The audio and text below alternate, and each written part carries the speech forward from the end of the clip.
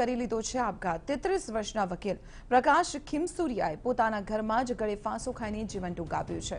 Lockdown બાદથી વ્યવસાય ઠપ હોવાથી વકીલે આપઘાત કર્યો હોવાનું જાણવા મળ્યું છે। તેઓ વ્યવસાયને લઈને સતત ચિંતામાં રહેતા હતા।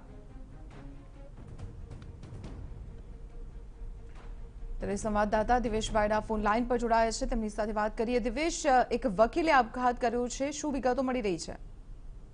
જામનગરના ધ્રોલ શહેરની અંદર આવેલા એક વિસ્તારમાં રહેતા ગઈકાલે 24 તારીખે પોતાના ઘરે બપોરના સમયે જ્યારે તે બપોરના 1:30 વાગે પોતે ગળે ફાંસો ખાઈને આપઘાત કર્યો છે। વકીલાતનો વ્યવસાય કરી રહ્યા છે 33 વર્ષના યુવાન પ્રકાશ ખીમસુરિયા, જે પોતે પોતાનો વ્યવસાય છેલ્લા કેટલાક સમયથી કોરોના કાળ દરમિયાન અને હાલ વ્યવસાય ન ચાલતો હોય તેની ચિંતામાં અને આર્થિક સ્થિતિઓ સારી ન હોય તેની ચિંતામાં પોતે ગુમસુમ ઘણા સમયથી રહેતા હતા અને ગઈકાલે પોતે આપઘાત કર્યા હોવાનું પોલીસની પ્રાથમિક તપાસમાં ખુલ્યું છે। દીપાલી જી દિવેશ, આભાર માહિતી આપવા બદલ। તો વકીલ હતા 33 વર્ષીય કે જેમને લોકડાઉન દરમિયાન તેમનો ધંધો ઠપ થઈ જતા તેઓ સતત ચિંતામાં રહેતા હતા અને આખરે ગઈકાલે તેમણે પોતાના ઘરમાં જ ગળે ફાંસો